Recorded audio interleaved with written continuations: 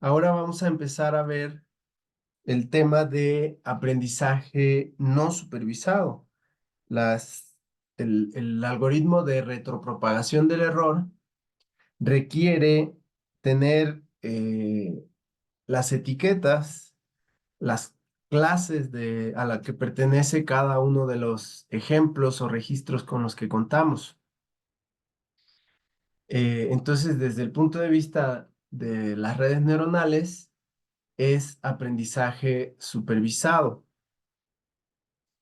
Y lo nuevo que vamos a ver ahora es el otro paradigma que también es muy importante en inteligencia artificial, que es aprendizaje no supervisado. Y uno de los problemas, visto no desde la perspectiva de las redes neuronales, sino de los problemas, el problema de identificar grupos, el problema de clustering, se resuelve con algoritmos de aprendizaje no supervisado. Y ya lo hemos comentado varias veces, pero lo voy a repetir para fijar ideas. Eh, a diferencia del problema de clasificación, clustering, en el problema de clustering no tenemos la columna extra para los datos, esta columna de acá, sino que no sabemos si los datos se agrupan de alguna manera, si pertenecen a alguna clase. Y la tarea del método es identificar esos grupos. Idealmente, como está en esta diapositiva, pues el algoritmo de clustering debería identificar esos grupos y decirte, mira, todos estos ejemplos pertenecen a un grupo y todos estos a otro grupo. En realidad, podemos a los grupos llamarles clases.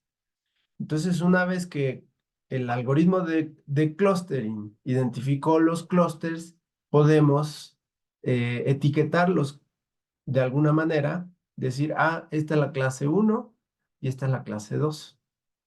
Por eso, para algunos, clustering es clasificación no supervisada. Suena un poco raro, pero eh, es por esto que les acabo de describir. Bueno, eh, el algoritmo que les vamos a platicar está basado en los trabajos de Teuvo Kohonen. Es un finlandés que murió recientemente, hace unos años, y que diseñó un algoritmo para identificar la estructura de los datos, para identificar grupos y además generar visualizaciones o mapas de conocimiento. Entonces, esta red neuronal SOM recibe estos datos, se entrena, hay un algoritmo de entrenamiento no supervisado y ya que se entrenó, podemos construir estas visualizaciones. Entonces son dos tareas, el agrupamiento o clustering en inglés y la visualización de datos. Son dos tareas distintas. Hay algoritmos de clustering que solo te identifican los clusters, pero no te generan visualizaciones. Y hay otros que sí. Algoritmos que no están basados en redes neuronales artificiales. Eh, Esta red neuronal artificial tiene un entrenamiento no supervisado que se puede visualizar con datos de baja dimensión. Por ejemplo, como en este caso de la diapositiva, cuando los datos tienen tres dimensiones, como aquí, tres indicadores, podemos graficar los puntos y los pesos asociados a las neuronas también se pueden graficar y entonces podemos visualizar el entrenamiento y ver cómo es que la red neuronal identifica los clústeres en el espacio de los datos.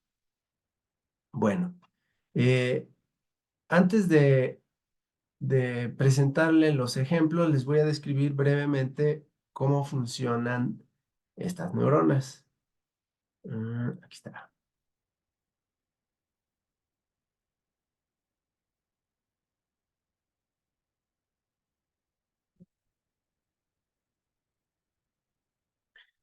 Bueno, las, eh, a diferencia de los perceptrones multicapa, estas redes neuronales solo tienen una capa. En la figura de la izquierda, vean que hay círculos que son azules y hay otros que son rojitos y este que está como amarillito. Todas esas son neuronas en la capa de salida. Solo hay una capa. Y lo que no está dibujado aquí, pero que en los ejemplos de la derecha, estas neuronas de aquí son neuronas de una capa de entrada que solo distribuyen el dato de entrada, lo distribuyen hacia todas las neuronas de la capa de salida. Entonces, esa es una diferencia importante en la arquitectura de esta red neuronal respecto a los perceptrones multicapa. Pero el modelo de la neurona también es diferente.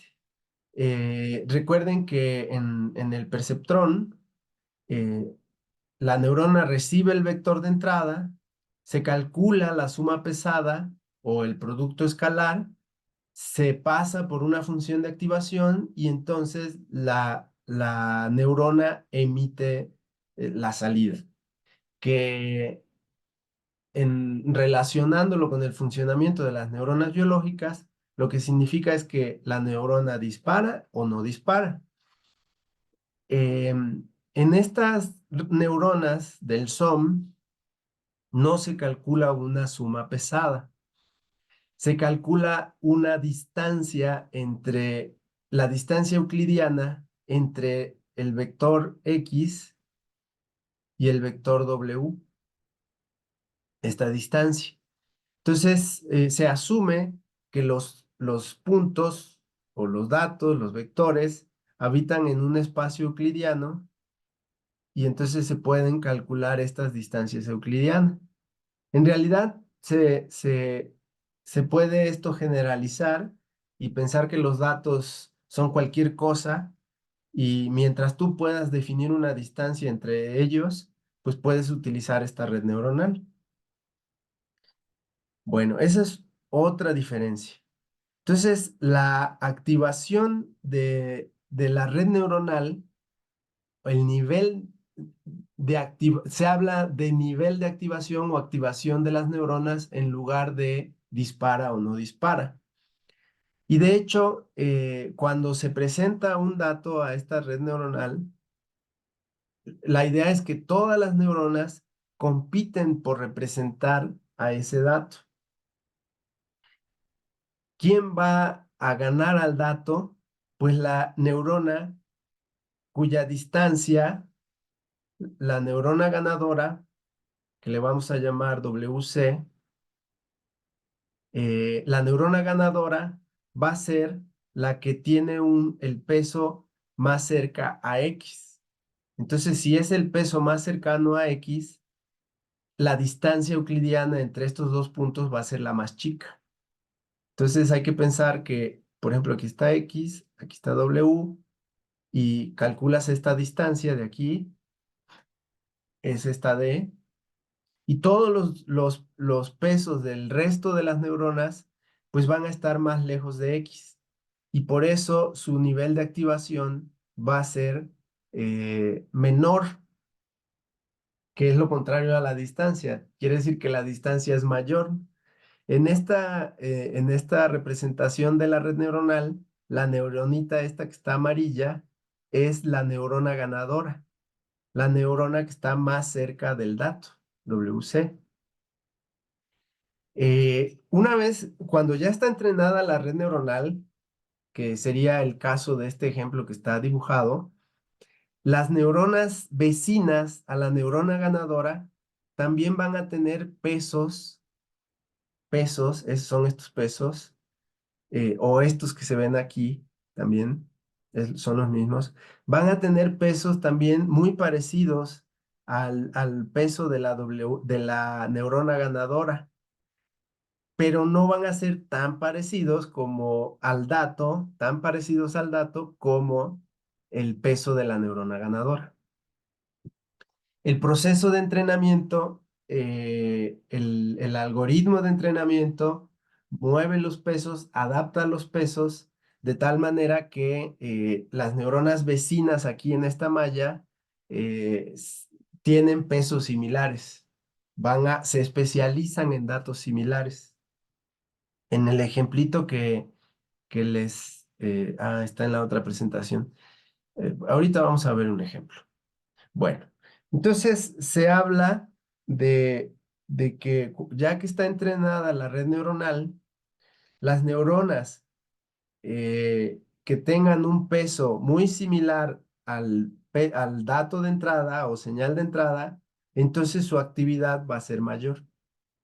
Y las neuronas que no se parecen tanto, que tienen un peso que no se parece al dato, entonces van a tener una menor actividad. Este ejemplo es para fijar ideas. Aquí el vector, el dato, tiene 4 componentes. Para los que no están familiarizados con esta gráfica, se llama gráfica de radar o gráfica de araña, spider chart. Y lo que se hace es que se pone un eje, un rayo, como este que está aquí, por cada dato. Y entonces tú dibujas el valor imagínense que lo que tienes es un renglón, y en este caso son 1, 2, 3, 4, 5, 6 columnas. Entonces vas a tener 6 datos, 6 componentes. Aquí tienes X1, X2, hasta X6. Si se normalizan para que los datos estén entre 0 y 1, entonces el valor máximo que puede tener aquí un dato es 1. Entonces, si por ejemplo este es X1, este valor de aquí es como 0,9, y este valor de acá es 0,1, quizás, en- pensando que este es el X2 y este es el X3. Entonces aquí debería haber un 0,1. Y así. Entonces, ya que dibujaste los puntitos, los puedes unir con estas líneas para crear una figura geométrica. La idea de tener una figura geométrica es que esa representación de la figura geométrica te ayuda a entender el perfil del dato. Para nosotros que trabajamos con perfiles de desempeño y que estos indicadores, estos datos son indicadores de desempeño, entonces la figura geométrica lo que representa es un perfil de desempeño, un perfil de desempeño. Si, por ejemplo, hay un dato que tiene puro uno, tiene uno en todos los indicadores, quiere decir que ese dato o esa entidad es la entidad con mayor desempeño. Entonces, su figura geométrica pues va a ser un hexágono, así.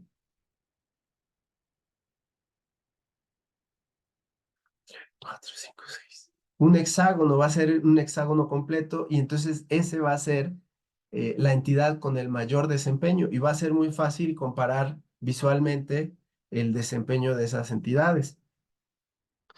Entonces, ya que les expliqué eso, es claro para ustedes que estos dos datos que hay aquí tienen o representan un perfil de desempeño distinto. Vean que este perfil tiene un valor grande en este eje, y el otro dato tiene un valor mediano en esta dimensión o en este indicador. Y pero tiene un valor alto aquí y este tiene un valor bajo acá. Entonces son perfiles totalmente distintos, o distintos, muy diferentes. Eh, estos mapas que están acá abajo es una red neuronal SOM. Aquí cada hexágono representa una neurona. Cada hexágono, recuerden que tiene un vector de pesos, como este de aquí, o como aquí no se ve, pero a cada circulito de aquí, o mejor este que está aquí, a cada circulito de aquí llega la señal de entrada. Entonces, el peso tiene la misma dimensión que el dato. Lo que quiere decir en palabras es que por cada componente del vector tenemos un peso. Entonces, aquí cada hexágono tiene asociado un peso. Cuando este dato se le pasa a la neurona, a la red neuronal, se buscan las activaciones de las neuronas, que habíamos dicho que está basada en la distancia euclidiana. Entonces, se puede diseñar una manera de hacer que, por ejemplo, la neurona que tenga la distancia más chica con este dato, vamos a decir que su activación es 1, que para este ejemplo va a ser esta neurona de aquí. Entonces, esta neurona tiene una activación 1 y las neuronas que están más alejadas, que son las que están en este clúster, van a tener una activación muy cercana a 0. Eh, pero todas las neuronas recibieron el dato y se calculó la distancia del peso de las neuronas a ese dato. Entonces, podemos calcular el nivel de activación de todas las neuronas. Y después que tenemos el nivel de activación de todas las neuronas, pues lo podemos, el nivel de activación, si lo definimos entre 0 y 1, entonces podemos definir una escala de colores que va del blanco al azul y mapeamos el 1 al azul, el 0 al blanco y todos los valores intermedios a los colores intermedios que hay entre el blanco y el azul. Y con eso dibujamos este mapa. Entonces vean que todas estas neuronas de la parte superior izquierda son muy azules, quiere decir que sus pesos se parecen mucho a este dato. Y todas las que están acá abajo tienen colores blancos, quiere decir que no se parecen al dato. Mientras que cuando se le pasa este dato a la red neuronal, las neuronas se pintan de otra manera. Es la misma red neuronal, solo que le pasamos otro dato. Entonces, estas neuronas tienen pesos que se parecen mucho a este dato. El dato va a caer en la neurona ganadora. Imagínense que es la neurona de la esquina. Y si este dato se llama E2 y este se llama E1, entonces podemos dibujar aquí la etiqueta. Bueno, en este caso sería aquí E1, porque el dato cayó en esa neurona, y acá puedo dibujar E2. Entonces puedo pasarle todos los datos a la red neuronal y dibujar su etiqueta en la neurona que caiga, que eso es lo que viene aquí.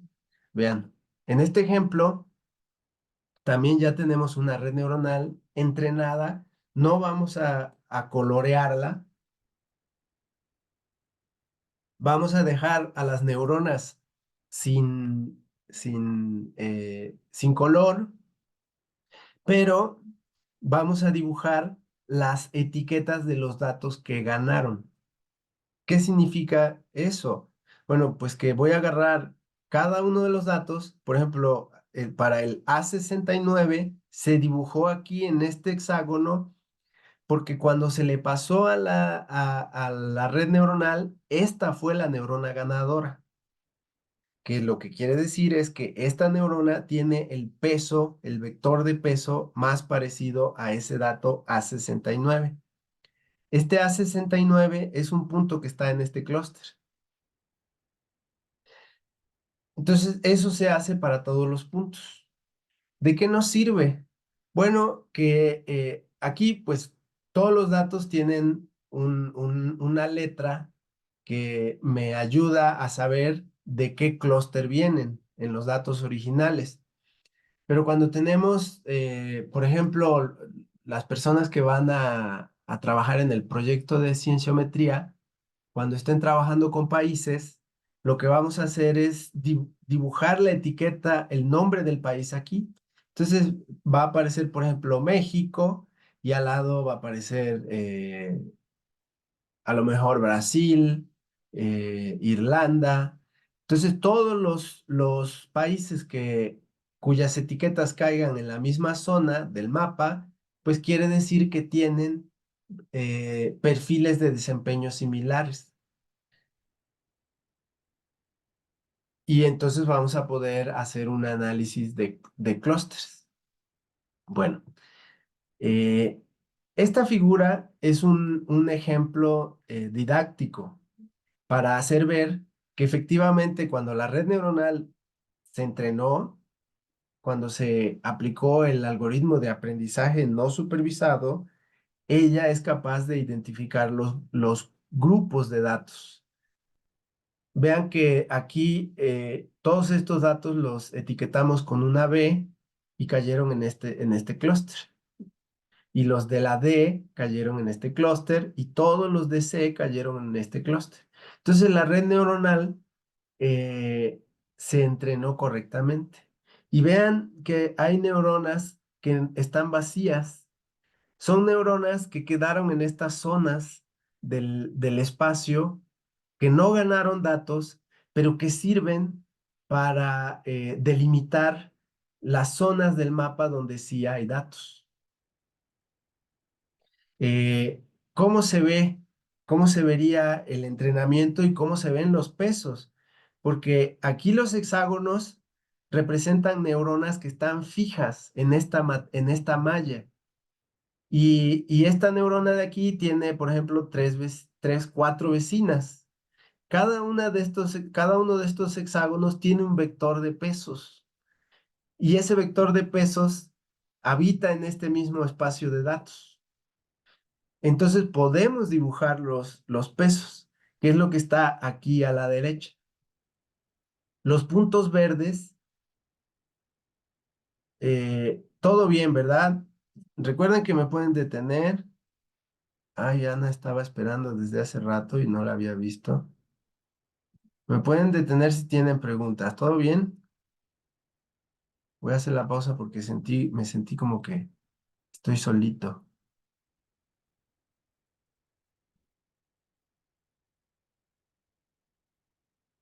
¿Todo bien? Dice alguien con una manita. Bueno, gracias, Luis. Ok, entonces los puntos verdes aquí son datos y son datos de tres dimensiones, tres indicadores, por eso los podemos graficar. Vean que están formando grupos. Entonces la idea es que la red neuronal entre aquí a este espacio de datos y se autoorganice para identificar esos clústeres. Como les decía, cada uno de estas neuronas, estos hexágonos, tienen asociado un vector de peso.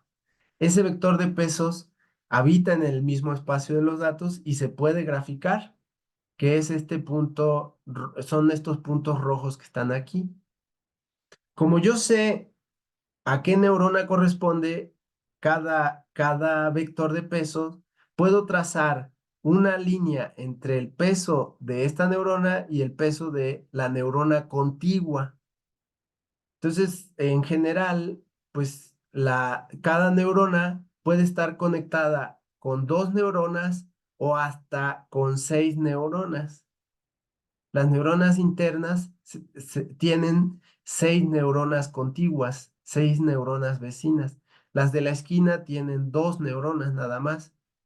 Y bueno, las de los costados pueden tener cuatro. Esta tiene casi seis. En fin, pueden estar conectadas con diferentes neuronas.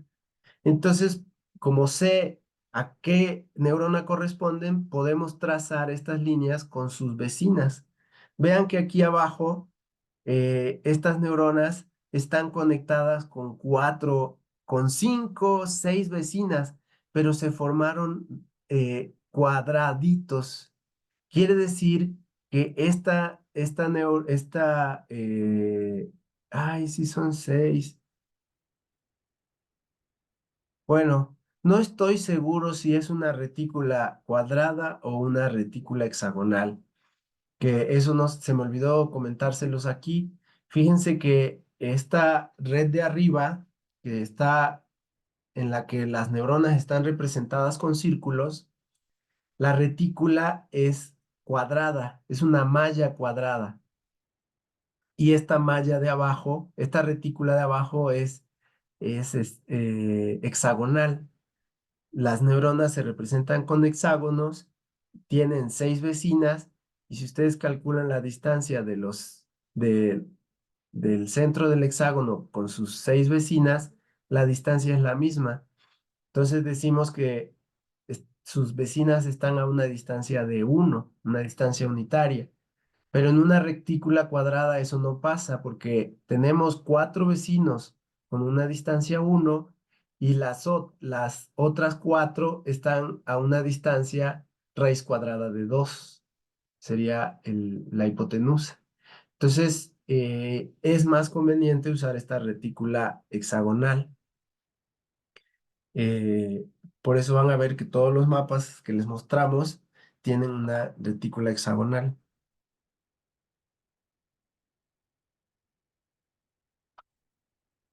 Bueno, entonces como los pesos se pueden dibujar, podemos durante el entrenamiento ver cómo esos pesos se fueron adaptando. Acuérdense que el algoritmo de aprendizaje lo que hace es adaptar el peso, modificarlo un poquito para que la red neuronal vaya aprendiendo. Entonces vean que aquí en este ejemplo los pesos se fueron extendiendo, se fueron moviendo hacia las zonas donde hay datos. Y ya cuando termina el entrenamiento, así se ven los pesos de la red neuronal. Y ya que está entrenada, podemos tomar la retícula donde están fijas las neuronas y colorear los hexágonos de diferentes maneras. Se han definido diferentes indicadores para colorear esos hexágonos o cuadrados y generar estas visualizaciones, como esta visualización de la izquierda. Esta de aquí se llama U-Matrix. Es una visualización bastante famosa, U-Matrix. Entonces, el pipeline, digamos, o el proceso es, tenemos datos, se los damos a la red neuronal, se entrena, ya que se entrenó, entonces podemos generar diferentes visualizaciones.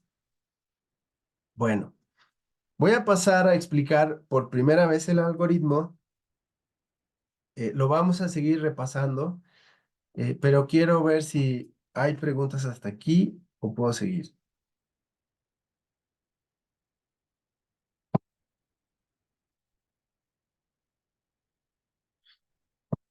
La idea de darles primero una idea intuitiva de qué es lo que hace la red neuronal es para facilitar la asimilación del algoritmo. Es como masticar la comida antes de pasarla al estómago, ¿no? Entonces lo anterior fue para darles esa introducción. Bueno, entonces, este es un ejemplo de red neuronal. eh, y lo que vamos a hacer es, vamos a presentar un dato. La red neuronal, eh, como les decía, todas las neuronas están fijas aquí y los vectores de pesos asociados a cada neurona, no sé si alcancen a ver que, por ejemplo, en esta neurona de la esquina, ella está recibiendo esta entrada, esta entrada, esta entrada. Entonces, estas líneas, pues cada una de esas líneas representa la sinapsis y cada línea tiene asociado un peso W. Todos esos Ws, desde W1 hasta Wn, pues representan el vector, es el vector de pesos de esa neurona. Eh, Esos vectores de pesos se inicializan de manera aleatoria, como se ve aquí. Vean que esto es una maraña, porque los pesos no están ordenados, están totalmente desordenados.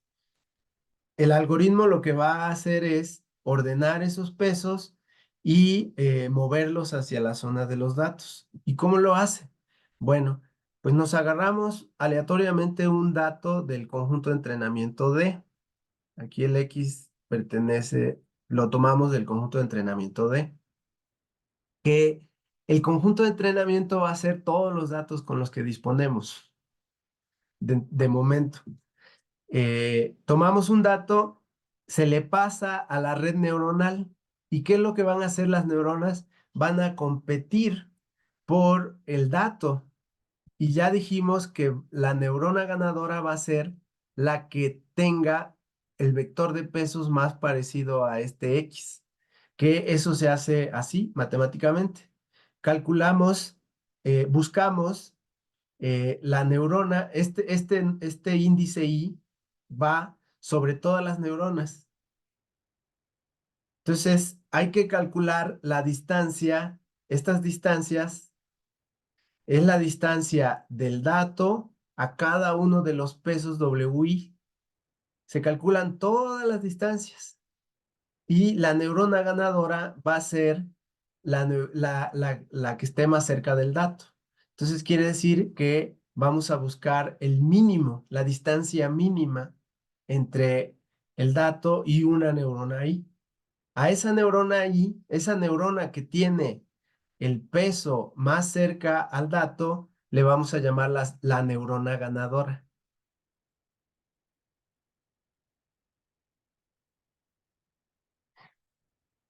Que en el dibujito se representó por este círculo amarillito. Esa es la neurona ganadora. Ya que tenemos la neurona ganadora, vamos a actualizar. ¿Cómo conviene actualizar? Eh, ya habíamos visto cuando vimos el perceptrón,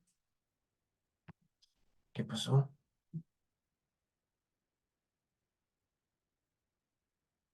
Ah, es que esta no es la presentación, vámonos a la otra. Cuando vimos el perceptrón, nos enfrentamos a una situación similar. El, Teníamos que modificar el peso y en el perceptrón, la modificación del peso tenía por objetivo disminuir el ángulo entre el dato X y el vector de peso. Aquí es algo similar, pero no queremos disminuir el ángulo. Lo que queremos es hacer más parecido el vector de peso de la neurona ganadora, más parecido al dato, porque el que la neurona C haya ganado al dato no quiere decir que tiene un peso W que sea casi el dato. Quiere decir que como aquí en el dibujo está muy cerca del dato y lo que queremos es que se parezca más. Una manera de hacer que se parezca más es sumándole un pedacito y que ese pedacito sea la diferencia entre los dos vectores X y W. Vean que aquí, cuando le sumamos un pedacito del vector diferencia, lo que hacemos es, perdón, voy a repetirlo. Cuando al vector de pesos actual le sumamos este vectorcito, lo estamos acercando hacia X. Vean, aquí está el dibujito. Eh, Este es el X, le restamos W y nos da este vector. Entonces lo que quiero es con este vector sumárselo a W para acercarme al X.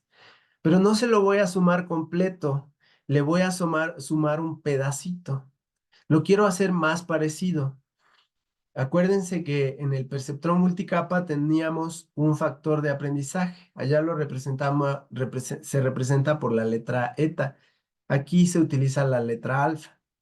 Y este factor de aprendizaje, learning rate en inglés, o learning factor, eh, es una función del número de iteraciones. Este factor de aprendizaje al principio es grande y conforme avanzan las iteraciones se va haciendo más chiquito. Quieres que al principio las modificaciones sean grandes, pero después quieres que ya sean más chicas. Entonces, con el factor de aprendizaje, regulas el tamaño del paso. Este era el X menos W, pero con el factor de aprendizaje lo hacemos más chico. Bueno, en la red neuronal SOM hay otro factor que es muy importante que se llama función de vecindad, neighborhood function en inglés. Y esta función de vecindad nos va a ayudar a modificar a todas las neuronas. Cuando, cuando ya encontramos la neurona ganadora, vamos a aplicar la regla de aprendizaje, que es esta que está aquí. Vean, al vector de pesos actual le voy a sumar la diferencia, el vector diferencia del dato y el peso. Y lo voy a modular, el tamaño del paso lo voy a modular con esta función que aquí se llama h y que ya está incluyendo, esta h está incluyendo al factor de aprendizaje. Pero tiene otra función que es una función gaussiana. Y lo que nos va a ayudar es a que esta misma regla la apliquemos a todas las neuronas. Todas las neuronas se van a modificar, pero queremos que se modifique en mayor proporción la neurona ganadora. Es la que queremos que se parezca más al dato que se acaba de presentar. Y que las neuronas adyacentes se modifiquen también, pero en una magnitud menor a la neurona ganadora.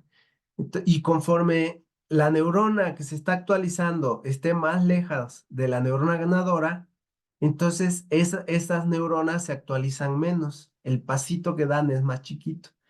Y eso se logra con esta función que es una gaussiana. Entonces, esa función gaussiana h hay que imaginarla como esta que está aquí graficada. Hay que imaginar que lo que está aquí abajo es la malla de neuronas. La función está centrada, la gaussiana está centrada en la neurona ganadora. Entonces, la altura de esa función, el máximo es 1. Piensen que todo esto es la gaussiana y entonces su valor máximo es 1 y el valor máximo lo va a tener en la neurona ganadora. Y en las neuronas adyacentes, las que están en el primer círculo de vecinos, pues ya la función va a valer un poquito menos. Vamos a imaginar que vale 0.9. Y así, conforme esta función va disminuyendo, nos vamos alejando de la neurona ganadora hasta que las neuronas que están muy lejos de la neurona ganadora, pues se actualizan con un factor muy chiquitito, 0.1, 0.01. Esta función es muy importante. Ya nos habíamos enfrentado al factor de aprendizaje. Y ese factor de aprendizaje nos ayuda a dar pasos grandes al principio del entrenamiento y conforme la red se va entrenando, se dan pasos más chicos. Lo que significa es que al principio la red tiene mucha plasticidad y al final del entrenamiento tiene menos plasticidad. Los pesos ya no necesitan modificarse mucho. Es un poco lo que nos pasa durante la vida. Durante la niñez parecemos esponjas, todo lo absorbemos, lo aprendemos rapidísimo, pero conforme vamos envejeciendo ya no aprendemos tan fácilmente. Nuestro factor de aprendizaje ya se fue haciendo más chiquito. La función de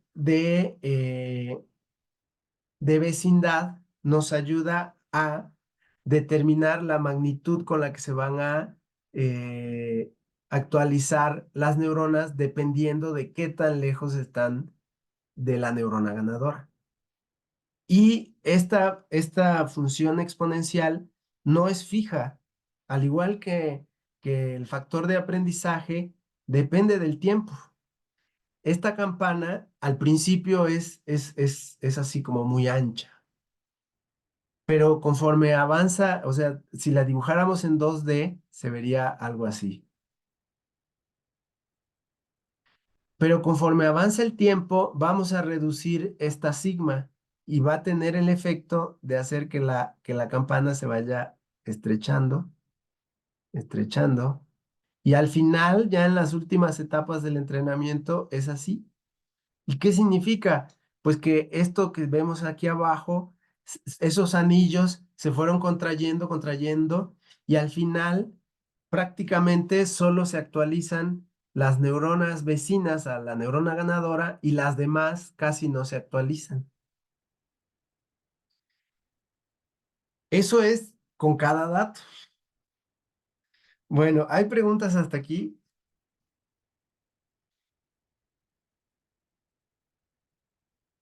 Les voy a dejar de tarea.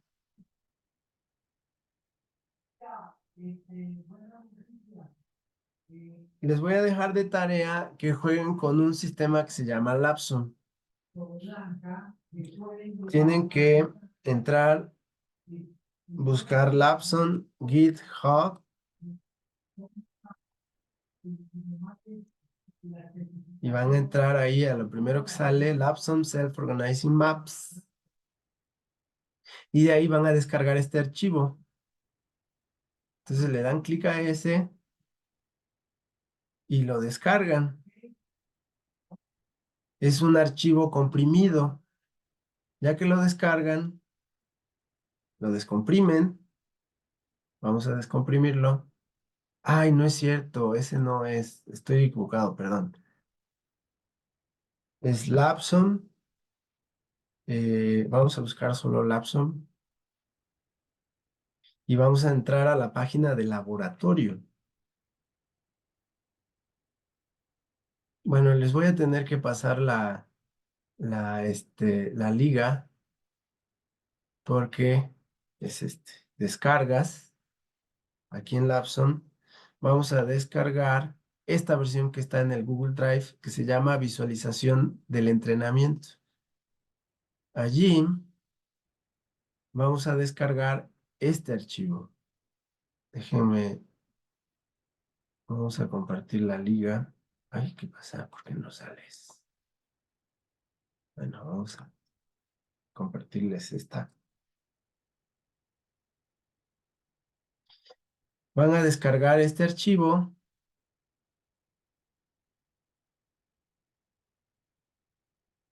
y van a jugar con él. Déjenme ver si ya lo tengo aquí descargado. Es que la red está un poquito lenta ya. Descargas. Es un archivo comprimido, pero tiene la extensión .pdf para que Google no nos diga nada, el Drive. Le quitamos la extensión .pdf y nos queda .zip. Y ahora sí, ya hay uno aquí. Entonces, descomprimimos este archivo, que parece que ya lo tengo.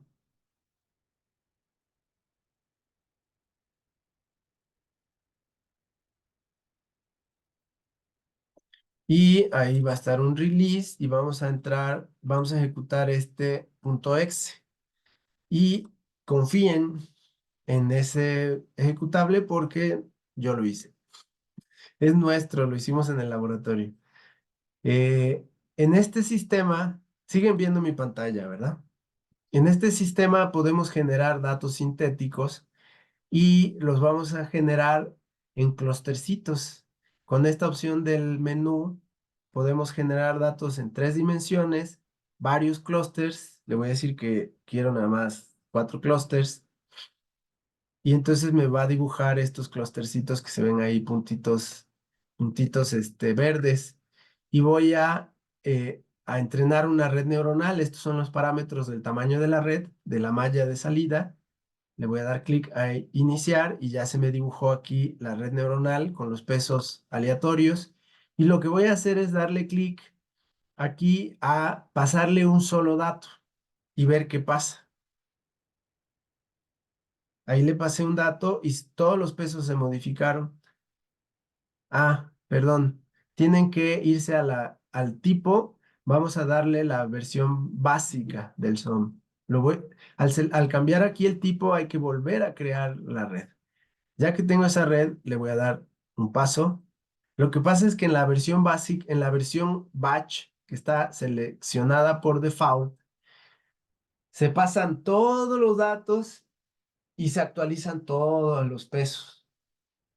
Y en la versión online, que es la que les acabo de explicar, se pasa un dato y se actualizan todos los pesos usando la regla que les expliqué. Vean que aquí se le pasó un dato que, déjenme, el dato que se le pasó a la red fue este que está aquí en azul. Entonces hubo una neurona que lo ganó y esa es la que ahora quedó más cerca del dato. Pero como todas las neuronas se actualizaron, vean que todas se movieron hacia donde está el dato. Si le paso otro dato, uno nuevo, ahora es este, se movió al ladito. Entonces todas las neuronas se movieron hacia ese dato. Entonces ustedes pueden ahí ir jugando. Déjenme volver a activar esta opción de Tools Swap Buffer. Ayuda a que el OpenGL que se está usando aquí se actualice correctamente. Entonces, jueguen con esta herramienta. Aquí le van pasando dato por dato o le pueden pasar todos los datos y ver cómo se dibuja. O pueden entrenarlo todo y ver cómo se va entrenando.